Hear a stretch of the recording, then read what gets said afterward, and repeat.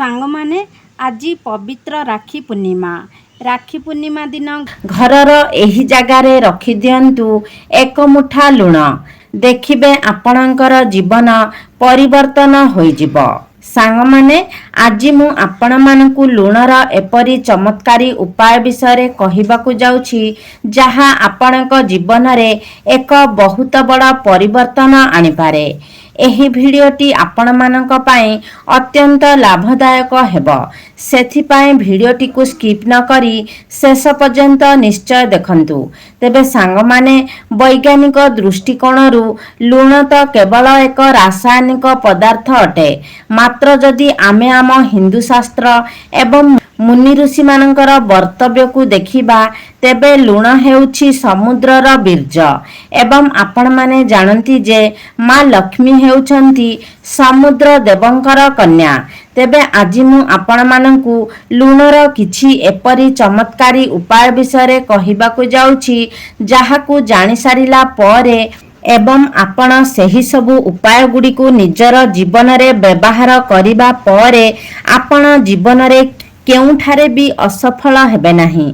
आपण जेउ भी कार्य करिबे सेथिरे निश्चय भाबरे आपण सफलता प्राप्त करिबे।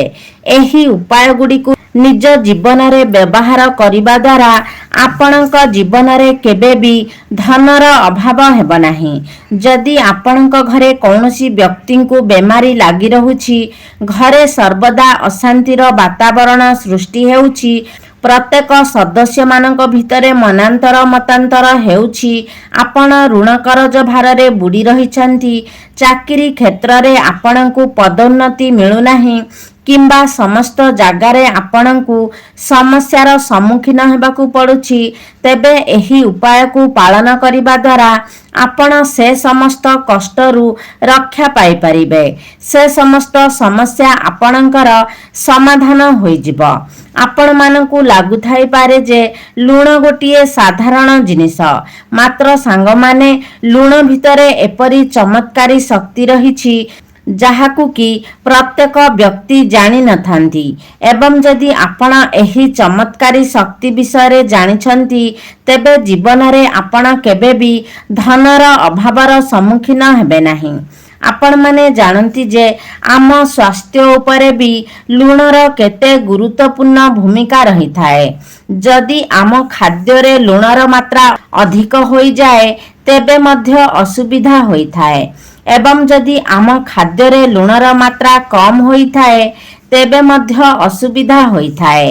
एहार अर्थ हैला लुण आमको जीवन देई पारे एवं आमर जीवन नेई मध्य पारे। तेबे मु आजी आपणकु एही भिडियो रे लुणर किछि ज्योतिष उपाय कहिबाकु जाउछि, जाहाकु जदि आपण निज जीवन रे प्रयोग करंती तेबे आपणकु जीवन रे केबे भी कौनसी कष्टर सामना करिबाकु पड़िबो नाही। तेबे सांग माने आपण माने जानती जे लुण विभिन्न प्रकारर रही थाए, जेपरिकी प्रथमे हेउछि संदेश लवण, जाहाकु कि आमे पहाड़िया लुण भाबरे जानि थाओ। आउ गोटिए हेउछि सामुद्रिक लुण, अन्यटी हेउछि कला लुण एवं गोटिए हेउछि साधारण लुण। मात्र ज्योतिष शास्त्र रे लुण को चंद्र एवं शुक्रंकर प्रतीक भाबरे माना जाई थाए। अनेक लोक लुण को राहुंकर मध्य प्रतीक भाबरे मानि थांती। सेथिपाई लुणर प्रयोग करी आपण समस्त दुष्ट ग्रह मानंकु शांत मध्य करि पारिबे। ज्योतिष शास्त्र अनुसारे लुण को चंद्र एवं शुक्रंकर प्रतीक भाबरे माना जाई थाए। सेथिपाई जदि आपण लुण को कौनसी स्टील किंबा लुहार डबारे रखुछंती तेबे एपरी करिबा द्वारा चंद्र एवं शनिंकर मिलन होइथाए, जहा कि अति अमंगलकारी होइथाए एवं एहा आपणक पाई घातक मध्य होइथाए। जदि आपण निज घरे स्टील किंबा लुहा डबारे लुण रखुचंती तेबे एहा आपणक घर पाई अत्यंत अमंगलकारी होइथाए। एहा आपणक गृहरे रोग एवं शोक वृद्धिर कारण होइथाए। आपण माने लुण को प्लास्टिक डबारे मध्य रखिबा उचित नुहे। सबुठारु भल जिनिस हेउछि काचर डबा। ଆପଣମାନେ ଯଦି ଲୁଣକୁ କାଚର ଡବାରେ ରଖନ୍ତି ତେବେ ଲୁଣର କୌଣସି ଖରାପ ପ୍ରଭାବ ଆପଣଙ୍କର ଗୃହ ଉପରେ ପଡ଼ିନଥାଏ। ସାଙ୍ଗମାନେ, ଜାଣନ୍ତରେ ଅଥବା ଅଜାଣତରେ ଯଦି ଆପଣଙ୍କ ହାତରୁ ଲୁଣ ତଳେ ପଡ଼ିଯାଏ କିମ୍ବା କୌଣସି ଜାଗାରୁ ଲୁଣ ତଳେ ପଡ଼ିଯାଏ ତେବେ ଏହା ଅତ୍ୟନ୍ତ ଅଶୁଭ ହୋଇଥାଏ। ଆପଣମାନେ ଜାଣନ୍ତି ଯେ ଯଦି ଲୁଣ ତଳେ ପଡ଼ିଥାଏ ତେବେ ଏହା ଆପଣଙ୍କ ଗୃହରେ ଋଣ ବଢ଼ାଇବାର କାର୍ଯ୍ୟ କରିଥାଏ ଏବଂ ଘରେ ଅନ୍ୟାନ୍ୟ ସମସ୍ୟା ମଧ୍ୟ ଉତ୍ପନ୍ନ ହୋଇଥାଏ। ଅନେକ ବ୍ୟକ୍ତି ଲୁଣ ନେବା ପରେ ଲୁଣ ହାତକୁ ବସ୍ତ୍ରରେ ମଧ୍ୟ ପୋଛି ଦେଇଥାନ୍ତି, ମାତ୍ର ଏପରି କରିବା ମଧ୍ୟ ଉଚିତ ନୁହେଁ। ଯଦି ଲୁଣ ତଳେ ପଡ଼ିଯାଏ କିମ୍ବା ଆପଣଙ୍କ ହାତରେ ଲାଗିଥାଏ ତେବେ ଆପଣ ହାତକୁ ଧୋଇ ଦିଅନ୍ତୁ ଏବଂ ତଳେ ପଡ଼ିଥିବା ଲୁଣକୁ ସଫା କରି ପୋଛି ଦିଅନ୍ତୁ, କିନ୍ତୁ କେବେ ବି ତଳେ ଲୁଣ ପକାନ୍ତୁ ନାହିଁ କିମ୍ବା ନିଜର ପିନ୍ଧା ବସ୍ତ୍ରରେ ଲୁଣକୁ ପୋଛନ୍ତୁ ନାହିଁ। ଏପରି କରିବା ଅତ୍ୟନ୍ତ ଅମଙ୍ଗଳକାରୀ ହୋଇଥାଏ। ଆପଣଙ୍କ ଗୃହରେ ଏପରି କରିବା ଦ୍ୱାରା ବିଭିନ୍ନ ପ୍ରକାର ସମସ୍ୟା ଉତ୍ପନ୍ନ ହୋଇଥାଏ। ଏପରି କରିବା ଦ୍ୱାରା ଆପଣଙ୍କର ଚନ୍ଦ୍ର ଏବଂ ଶୁକ୍ର ଗ୍ରହ ଦୁର୍ବଳ ହୋଇଯାଇଥାନ୍ତି।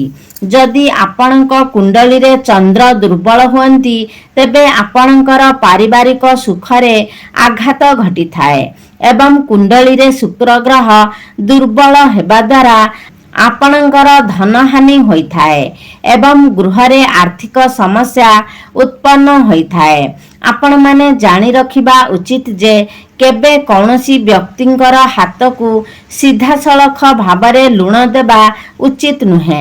ଆପଣ ଏପରି କରିବା ଦ୍ୱାରା ସେହି ବ୍ୟକ୍ତି ଏବଂ ଆପଣଙ୍କ ମଧ୍ୟରେ ସମ୍ପର୍କ ଖରାପ ହେବାର ସମ୍ଭାବନା ରହିଥାଏ। ତେବେ ସାଙ୍ଗମାନେ, ଆଗକୁ ବଢ଼ିବା ପୂର୍ବରୁ ଆପଣମାନେ ଭିଡ଼ିଓକୁ ଗୋଟେ ଲାଇକ୍ କରି ଚ୍ୟାନେଲଟିକୁ ସବସ୍କ୍ରାଇବ୍ କରିଦିଅନ୍ତୁ ଏବଂ କମେଣ୍ଟ ବକ୍ସରେ ଭକ୍ତି ଓ ଶ୍ରଦ୍ଧାର ସହିତ ଜୟ ମା ଲକ୍ଷ୍ମୀ ନିଶ୍ଚୟ ଲେଖନ୍ତୁ, ଯାହାଫଳରେ କି ଆପଣଙ୍କୁ ମା ଲକ୍ଷ୍ମୀଙ୍କର କୃପା ପ୍ରାପ୍ତ ହୋଇପାରିବ। ତେବେ ସାଙ୍ଗମାନେ, ଆପଣଙ୍କ ଗୃହରୁ ଦାରିଦ୍ରତା ଦୂର କରିବା ପାଇଁ ଏବଂ ମା ଲକ୍ଷ୍ମୀଙ୍କୁ ପ୍ରସନ୍ନ କରିବା ପାଇଁ ଆପଣ ଗୁରୁବାର ବ୍ୟତୀତ ଅନ୍ୟ ସମସ୍ତ ଦିନଗୁଡ଼ିକରେ ନିଜ ଘରକୁ ପାଣିରେ ଲୁଣ ମିଶାଇ ସେହି ପାଣିରେ ନିଜ ଘରେ ପୋଛା ଲଗାଇବା ଉଚିତ। ଏପରି କରିବା ଦ୍ୱାରା ଆପଣଙ୍କ ଗୃହର ସମସ୍ତ ନକାରାତ୍ମକ ଶକ୍ତିଗୁଡ଼ିକ ନଷ୍ଟ ହୋଇଯାଇଥାଏ। ଆପଣମାନେ ଜାଣନ୍ତି ଯେ ଆମ ଘରକୁ ପ୍ରତିଦିନ ବିଭିନ୍ନ ଲୋକ ଯିବା ଆସିବା କରିଥାନ୍ତି ଏବଂ ସେମାନଙ୍କ ପାଦରେ ଯେଉଁ ଧୂଳି ଆସିଥାଏ ତାହା ଆମ ଗୃହରେ ନକାରାତ୍ମକ ଶକ୍ତି ସୃଷ୍ଟି କରିଥାଏ।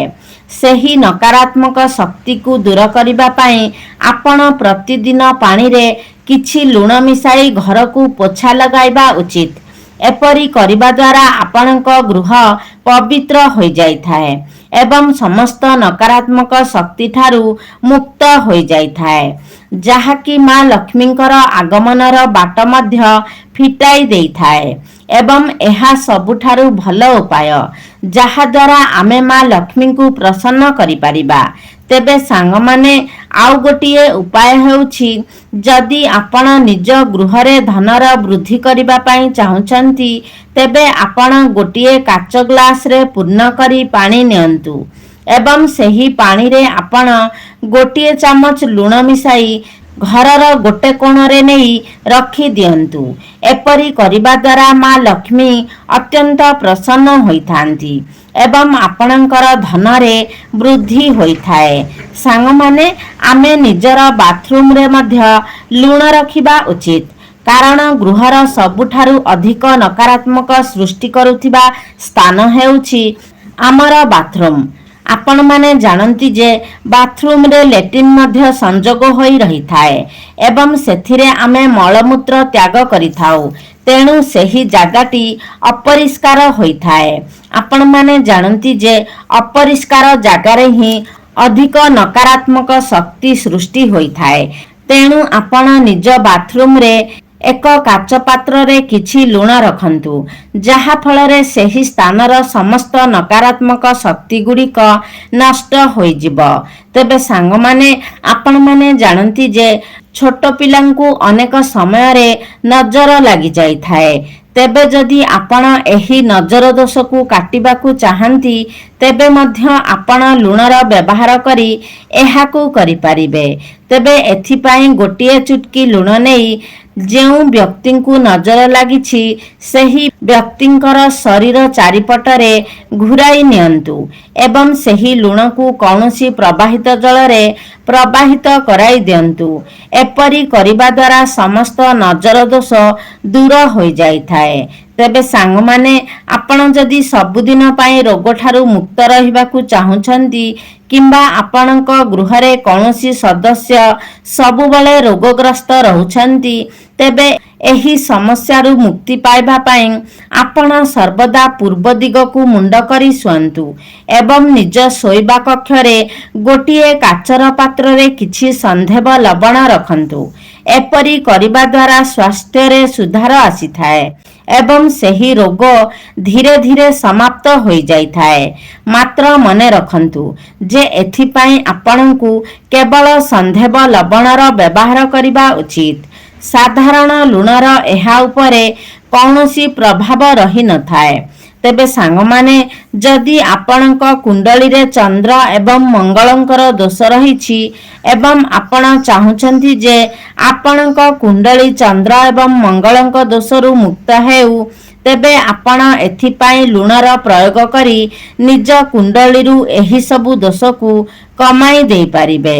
ସେଥିପାଇଁ ଆପଣ 21 ଦିନ ପର୍ଯ୍ୟନ୍ତ ଏହି ଉପାୟଟିକୁ କରିବେ। ଆପଣ କିଛି ଲୁଣ ନେଇ ନିଜ ଶରୀର ଚାରିପଟେ 7 ଥର ବୁଲାଇ ଦିଅନ୍ତୁ ଏବଂ ସେହି ଲୁଣକୁ ନେଇ ଆପଣ କୌଣସି ପ୍ରବାହିତ ଜଳରେ ପ୍ରବାହିତ କରିଦିଅନ୍ତୁ। ଏପରି ଆପଣଙ୍କୁ 21 ଦିନ ପର୍ଯ୍ୟନ୍ତ କରିବାକୁ ହେବ। ଏପରି କରିବା ଦ୍ୱାରା ଆପଣଙ୍କ କୁଣ୍ଡଳୀରୁ ଚନ୍ଦ୍ର ଏବଂ ମଙ୍ଗଳ ଦୋଷ ଦୂର ହୋଇଯାଇଥାଏ। ସାଙ୍ଗମାନେ, ଆପଣ ଯଦି ସବୁବେଳେ ମାନସିକ ଚିନ୍ତାରେ ରହୁଛନ୍ତି, ଆପଣଙ୍କୁ ସବୁବେଳେ ଅସ୍ତବ୍ୟସ୍ତ ଲାଗୁଛି ଏବଂ ଆପଣ କେବେ ବି ନିଜ ଭିତରେ ସ୍ଥିରତା ଅନୁଭବ କରିପାରୁନାହାନ୍ତି ତେବେ ଏଥିପାଇଁ ଏହି ସବୁ ସମସ୍ୟାର ସମାଧାନ ପାଇଁ ମଧ୍ୟ ଆପଣ ଲୁଣର ପ୍ରୟୋଗ କରିପାରିବେ। ଏଥିପାଇଁ ଆପଣ ଗୋଟିଏ ଚୁଟକି ଲୁଣ ନିଅନ୍ତୁ ଏବଂ ନିଜର ମୁଣ୍ଡ ଚାରିପଟେ 7 ଥର ବୁଲାଇ ଦିଅନ୍ତୁ।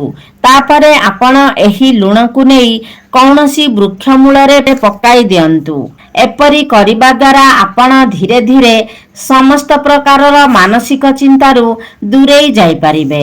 ଆପଣଙ୍କର ସବୁ ମାନସିକ ଚିନ୍ତା ଧୀରେ ଧୀରେ କମ୍ ହେବାକୁ ଲାଗିବ ଏବଂ ଏହାଦ୍ୱାରା ଆପଣଙ୍କର ମନ ମଧ୍ୟ ଶାନ୍ତ ରହିବ।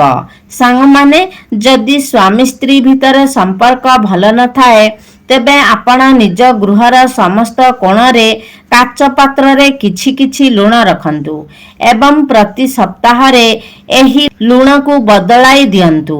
ଆପଣ ସେହି ପୁରୁଣା ଲୁଣକୁ ନେଇ ପ୍ରବାହିତ ଜଳରେ ପ୍ରବାହିତ କରାଇ ଦିଅନ୍ତୁ।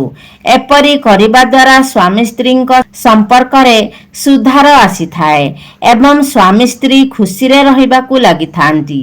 ଏବେ ଆସନ୍ତୁ ଜାଣିବା ଆମେ ଲୁଣର ସେହି ଚମତ୍କାରୀ ଉପାୟ ବିଷୟରେ। ଲୁଣ ଡବାରେ ଆପଣ କେଉଁ 2ଟି ଜିନିଷ ରଖିବା ଦ୍ୱାରା ଆପଣଙ୍କ ଗୃହକୁ ମା ଲକ୍ଷ୍ମୀ ଆକର୍ଷିତ ହୋଇ ଆସିଥାନ୍ତି, ଯାହା ଫଳରେ କି ଆପଣଙ୍କ ଗୃହକୁ ଅତ୍ୟନ୍ତ ଧନ ଲାଭ ମଧ୍ୟ ହୋଇଥାଏ। ଆପଣ ସମସ୍ତ ଆର୍ଥିକ ସମସ୍ୟାରୁ ମୁକ୍ତି ପାଇଥାନ୍ତି ଏବଂ ଆପଣଙ୍କର ସଞ୍ଚିତ ଅର୍ଥରେ ମଧ୍ୟ ବୃଦ୍ଧି ହୋଇଥାଏ। ତେବେ ଲୁଣ ହେଉଛି ଶୁକ୍ରଙ୍କର ପ୍ରତୀକ ଏବଂ ଲବଙ୍ଗ ହେଉଛି ଶନିଙ୍କର ପ୍ରତୀକ ଏବଂ ଶୁକ୍ର ଏବଂ ଶନିଙ୍କର ମିଳନ ହେଲେ ଏହା ଧନର ଯୋଗ ସୃଷ୍ଟି କରିଥାଏ, ଯାହାଦ୍ୱାରା ଆପଣଙ୍କ ଗୃହରେ ଧନ ବୃଦ୍ଧି ହୋଇଥାଏ। କାରଣ ଜ୍ୟୋତିଷ ଶାସ୍ତ୍ର ଅନୁସାରେ ଶୁକ୍ର ଏବଂ ଶନି ପରମ ମିତ୍ର ଅଟନ୍ତି। ସେଥିପାଇଁ ଯଦି ଆପଣ ଲୁଣ ଡବାରେ 5ଟି ଲବଙ୍ଗ ରଖନ୍ତି ତେବେ ଆପଣଙ୍କ ଗୃହରେ କେବେ ବି ଧନର ଅଭାବ ହୋଇନଥାଏ। ଦ୍ୱିତୀୟରେ, ଆପଣ ଲୁଣ ଡବାରେ 5ଟି ତୁଳସୀ ପତ୍ର ରଖନ୍ତୁ। ଆପଣ ଜାଣନ୍ତି ଯେ ଲୁଣ ଶୁକ୍ରଙ୍କର ପ୍ରତୀକ ଏବଂ ତୁଳସୀ ପତ୍ର ବୁଦ୍ଧଙ୍କର ପ୍ରତୀକ ଅଟେ। ଆପଣ ଜାଣନ୍ତି ସବୁଜ ରଙ୍ଗ ହେଉଛି ବୁଦ୍ଧଙ୍କର ପ୍ରତୀକ। ଯେତେ ସବୁ ସବୁଜ ରଙ୍ଗର ବୃକ୍ଷ ରହିଛି ତାହା ବୁଦ୍ଧଙ୍କର ପ୍ରତୀକ ଅଟେ। ତେବେ ଯଦି ଆପଣ ଲୁଣ ଡବାରେ ତୁଳସୀ ପତ୍ର ରଖନ୍ତି ତେବେ ଶୁକ୍ର ଗ୍ରହ ଏବଂ ବୁଧ ଗ୍ରହଙ୍କର ମିଳନ ହୋଇଥାଏ, ଯାହାକି ଆପଣଙ୍କର କୁଣ୍ଡଳୀରେ ବୁଦ୍ଧ ଯୋଗ ସୃଷ୍ଟି କରିଥାଏ। ଏହା ଫଳରେ ଆପଣଙ୍କ ଘରରେ ଧନ ବୃଦ୍ଧି ହୋଇଥାଏ ଏବଂ ଆପଣଙ୍କ ଘରେ ପିଲାମାନଙ୍କର ବୁଦ୍ଧି ମଧ୍ୟ କ୍ଷିପ୍ର ହୋଇଥାଏ। ସେମାନେ ବୁଦ୍ଧିମାନ ହୋଇଥାନ୍ତି ଏବଂ ଆପଣଙ୍କୁ ସର୍ବଦା ମା ଲକ୍ଷ୍ମୀଙ୍କର ଆଶୀର୍ବାଦ ପ୍ରାପ୍ତ ହୋଇଥାଏ। ତେବେ ସାଙ୍ଗମାନେ, ଏହା ଥିଲା ଲୁଣର କିଛି ଉପାୟ ଯାହାଦ୍ୱାରା ଆପଣ ନିଜ ଘରୁ ସମସ୍ତ ପ୍ରକାର ନକାରାତ୍ମକ ଶକ୍ତିକୁ ଦୂର କରିପାରିବେ ଏବଂ ଆପଣଙ୍କ ଘରେ ଧନର ବୃଦ୍ଧି ମଧ୍ୟ ହେବ। ଆପଣଙ୍କ ଗୃହରେ ମା ଲକ୍ଷ୍ମୀଙ୍କର ବାସ ହେବ ଏବଂ ଆପଣଙ୍କୁ କେବେ ବି ଆର୍ଥିକ ସଙ୍କଟର ସାମ୍ନା କରିବାକୁ ପଡ଼ିବ ନାହିଁ। ତେବେ ସାଙ୍ଗମାନେ, ଆଶା କରୁଛି ଆଜିର ଭିଡ଼ିଓଟି ଆପଣମାନଙ୍କୁ ନିଶ୍ଚିତ ଭାବରେ ଭଲ ଲାଗିଥିବ। ଯଦି ଭଲ ଲାଗିଛି ତାହେଲେ ଲାଇକ୍ କରନ୍ତୁ, ସେୟାର କରନ୍ତୁ। ଆମ ଚ୍ୟାନେଲକୁ ଯଦି ସବସ୍କ୍ରାଇବ୍ କରିନାହାନ୍ତି ତାହେଲେ ସବସ୍କ୍ରାଇବ୍ କରିଦିଅନ୍ତୁ ଏବଂ କମେଣ୍ଟ ବକ୍ସରେ ଜୟ ମା ଲକ୍ଷ୍ମୀ ନିଶ୍ଚୟ ଲେଖନ୍ତୁ।